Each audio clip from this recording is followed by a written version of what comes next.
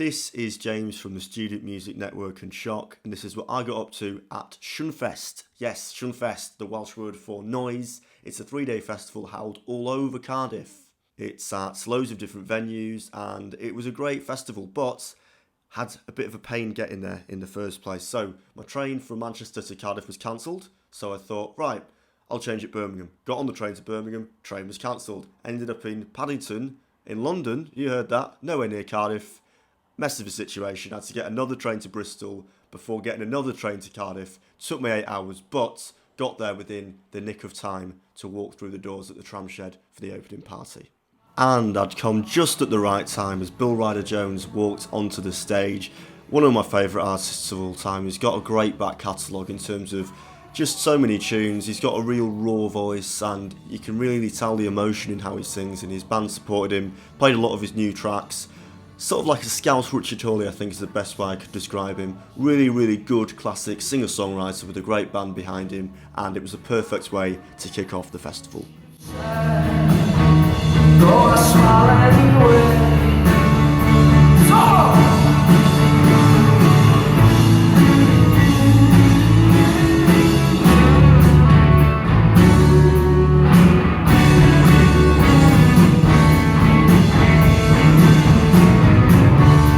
Up next were Dutch synth band Pip Blom, who I wasn't that familiar with before, but became one of my favourite bands of the festival. They've definitely got that new order Kraftwerk thing going on, mixed in with a bit of wet leg and your modern indie side of things, but definitely got their own unique sound, loads going on there. Loving the keyboards, loving the bass, loving so much about this band, and crowd were loving it, and really was the best way to properly kickstart the festival with just a great band, a great crowd, and oh, it was great. Have a watch.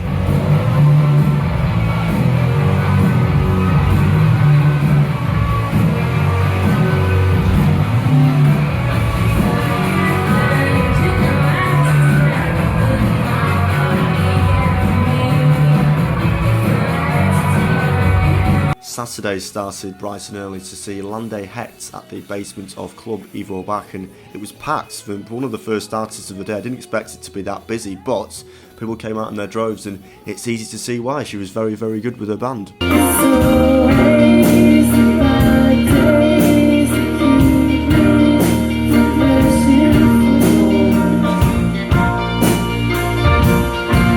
Then it was upstairs to see Picture Parlour, and again there are bands that have been hyped up a bit recently. They were on the NME, being compared a bit to Arctic Monkeys, Scouse band, but have got a great frontwoman. And this was one of my favourite things about this festival. There were so many female artists, but they really lived up to the expectation as well. Such a strong voice and really powerful, and again, crowd absolutely loved it because it was clear that they were having as much of a great time as everyone else was.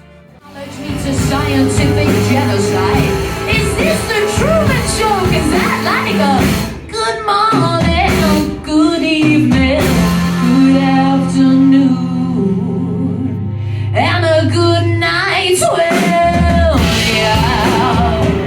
Then it was secret showtime. No one knew who this secret act was going to be, but it ended up being BC Camplights, whose album that came out this year, The Last Rotation of Earth, is absolutely magnificent. You need to listen to it if you haven't done already. And he played some of the tracks off it just on the piano, and it felt really special being able to watch him in such an intimate environment. I wanna push everybody down, down, down. I wanna put a hit out on my brain and live another day in the muffin. Then it was time to leave Club Ivo Bach. Quick pit stop at KFC to line the stomach up, past the kids kicking each other on the streets, and a nice swift one in the City Arms with some colleagues of mine from various PR agencies and journalists. Watched a bit of the Chelsea game, and they ended up drawing that game, and 15 minutes to play was still 2-0 up. Funny. Anyway, on to Tiny Rebel. Art Shorty, singer-songwriter, just with a DJ basically as a backing track, but really, really good, and a great voice. Teed me up very nicely for the rest of the evening. I'll wait by the boulevard.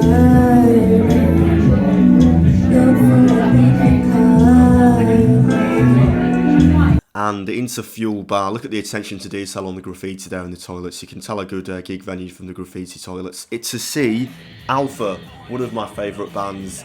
Seen them about 4 or 5 times now. Welsh language, aggressive punk rock. Everyone's loving it. Sings in Welsh and also a bit in English as well. But just got such a great energy about them. And you can't go wrong with them. I'd always recommend to see them at festivals because they're always just on it every single time I've seen them live. Brilliant. Then it was back up to club to see Hack Baker. Again, almost like punk, reggae punk artist that, I mean, I got a tip off, said you need to see Hack Baker, he's very, very good. Pigs 7 were on at Tramshed and it was a very difficult decision to make, but I went with Hack Baker and I'm glad I went with that decision in the end because he got the crowd bouncing. Club loved him to bits and just a great show off, a great headline act to have at the end of the night. Take a look for yourself. Oh yeah!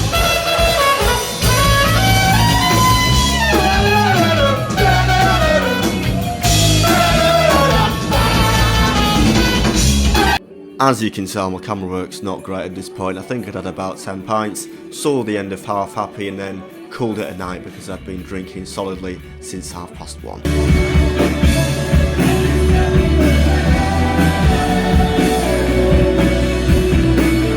So I spent pretty much all of Sunday at Club Evo Bar. Started off with Argyll, who were a great, aggressive rock band.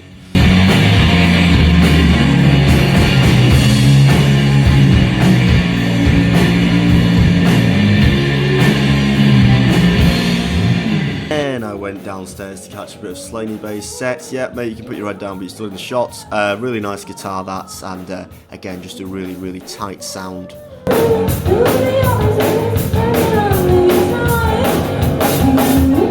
Back upstairs to see Muriel, who were a really good acoustic band, and then I had to get the train back to Manchester.